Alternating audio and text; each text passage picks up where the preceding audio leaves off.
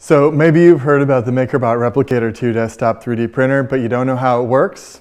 It's cool. I'm Bree Pettis, CEO of MakerBot, and I'm going to walk you through the MakerBot creation process. The MakerBot Replicator 2 desktop 3D printer is the easiest, fastest, and most affordable tool for making professional quality models. If you're an engineer or an engineer at heart, you can keep a MakerBot Replicator 2 desktop 3D printer right on your desktop and produce amazing high-quality models while you work.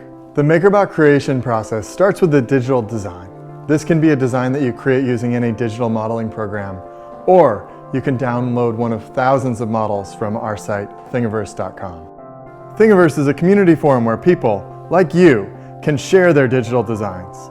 There are over 25,000 things on Thingiverse, and most of them can be made on a MakerBot Replicator 2 desktop 3D printer. And the best part? They're all free. Once you've got your digital design, the next step is to open it in MakerBot Makerware. This is the software that allows you to prepare your model to be made on your MakerBot Replicator 2. MakerBot Makerware is a brand new software tool developed right here at MakerBot. You can use MakerBot Makerware to move and scale your model and to arrange it just so on the virtual build plate. When you've got it just how you want it, just press Make It and the MakerBot Replicator 2 desktop 3D printer will begin transforming your digital 3D model into a physical 3D model. The material that the MakerBot Replicator 2 desktop 3D printer uses is a renewable bioplastic called PLA. When you tell the MakerBot Replicator 2 to make something, it begins by pulling the PLA filament that's spooled in the back up through this tube and into the extruder. The extruder heats it up and squishes it through a very small hole onto the build plate.